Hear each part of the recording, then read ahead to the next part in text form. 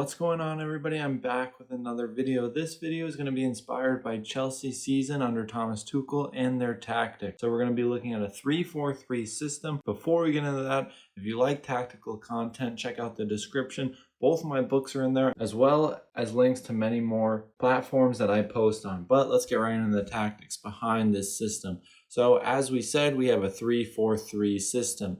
And this is a very unique system, and we're going to look up how they built in each third of the field. So in possession of the ball, we see an overload on the right-hand side. So the two central defenders on the right would then fan out and use the wide area. And on the left-hand side, we'd have a more underloaded side to then take advantage of space, where on the right, we take advantage of a man advantage. So as we see the defense shift across when the first pass is played, we have a few ways we can utilize the free man in this overloaded situation. So we can do this by either a third man movement from a more attacking winger, or an interior midfielder dropping in from the blind side to then access the single or double pivot depending on the situation. But here it's a double pivot. So we access them using a third man to then beat the defense and beat the press. Or we can play into the wide area and then use man orientation that comes from the defense in this wide area. So when this defense shifts across, we see the double pivot is marked because of a good, strong defensive setup. We have numerical equality at the back and a central defender jumping between the lines to maintain compactness and take away outlet passes.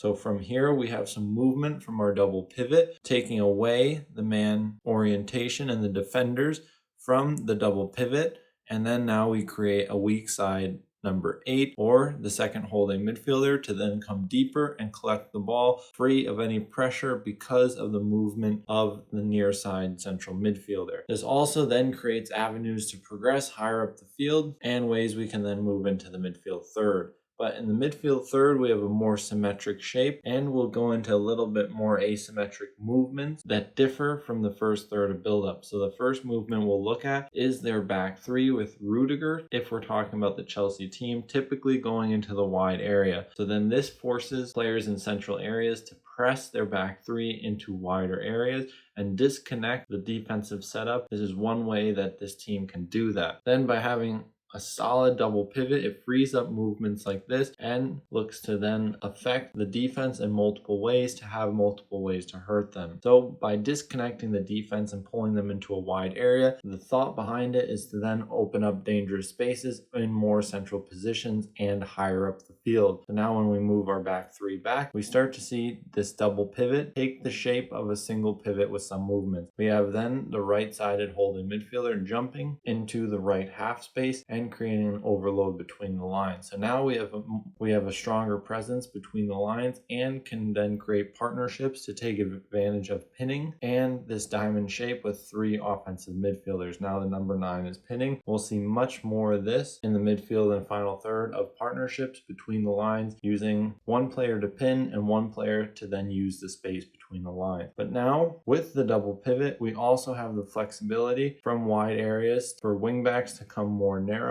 and the winger to stay wide. So this could then pin the fullback back and create a 2 versus 1 that often left the wingback free between the lines because of his movement in the blind spot of the wide midfielder. So now moving into the last third of the field, the final third, we see still this movement of one of the double pivots jumping into wide areas, creating a 4-man occupation between the lines. So what this would do is it create partnerships that would allow these players to then manipulate the opponents and create space for one another and allow them to have more fluid movement in this front four. It would also put players closer to dangerous areas in the box where they were able to then run into. This is actually, and now for the last movement is with the double pivot. We have the 2 wide wingers going higher and wider, pinning a back 4 or maybe 3 central defenders and allowing a number 9 to drop in between the lines and take advantage of space. So a false 9 in this 3-4-3 system could be used in the last third of the field and get the inside wingers higher and closer to goal into goal scoring areas. This is where we're going to wrap up the analysis. Hope you guys enjoyed it, and I'll see you in the next one.